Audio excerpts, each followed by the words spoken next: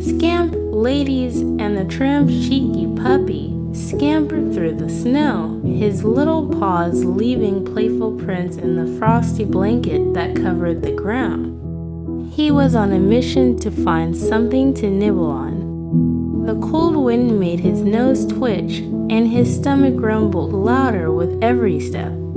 It always felt like hunger hit harder in the winter, and Scamp was determined to find a tasty snack to fill the empty feeling in his belly. As he trotted along, a strange smell caught his attention. His ears perked up as he caught sight of something buried just beneath the snow. He darted over to it, his tail wagging in excitement. There, sticking out of the snow, was a large, meaty bone. The sight of it made his mouth water.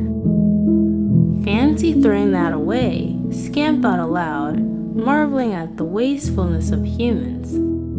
He couldn't believe his luck. No one else had noticed it, and it was a perfect prize.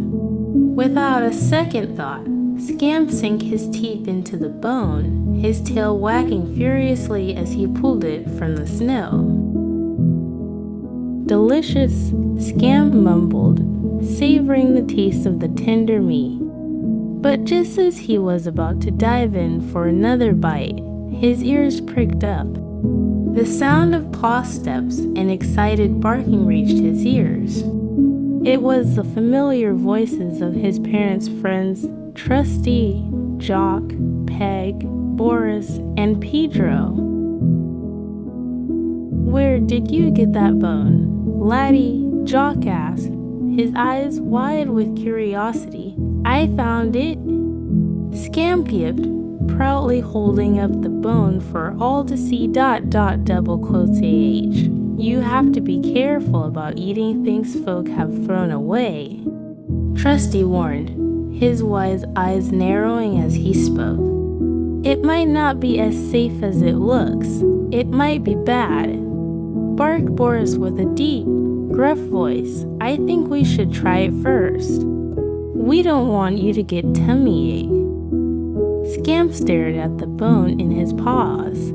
He was already feeling possessive of it. But what if his friends were right? What if it wasn't safe? Still, he wasn't about to back down. But before he could say anything, Peg stepped forward with a grin.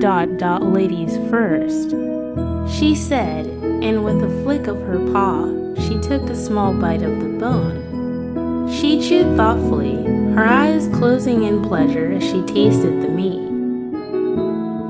She said, pausing to savor the flavor. "This is quite good. Actually, my turn now." Woofed Jock, his eager tail wagging. Without hesitation, he sank his teeth into the bone, chomping down with gusto. Double quotes, "And me, old fellow," grunted Trusty, his older, slower pace not stopping him from enjoying a good bite.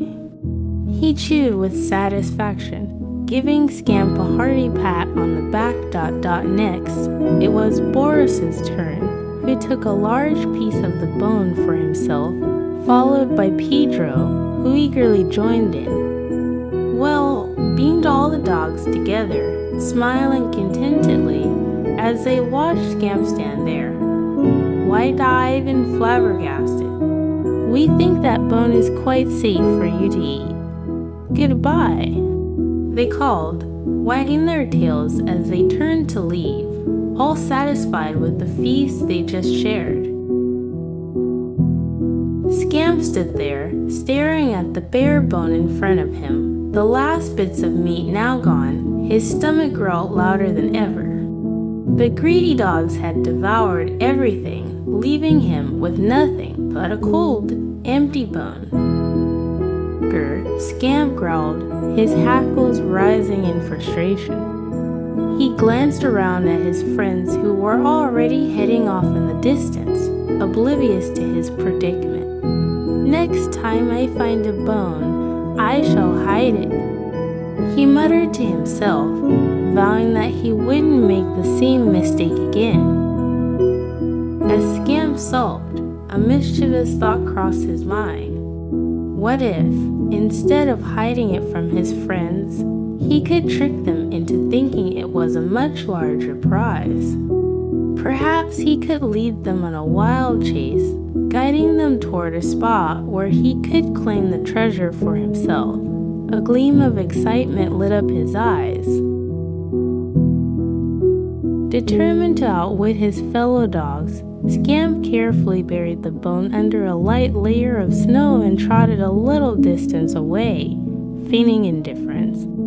He didn't want to draw too much attention to his new plan, so he wandered around, keeping his ears perked for the familiar sound of paws crunching in the snow.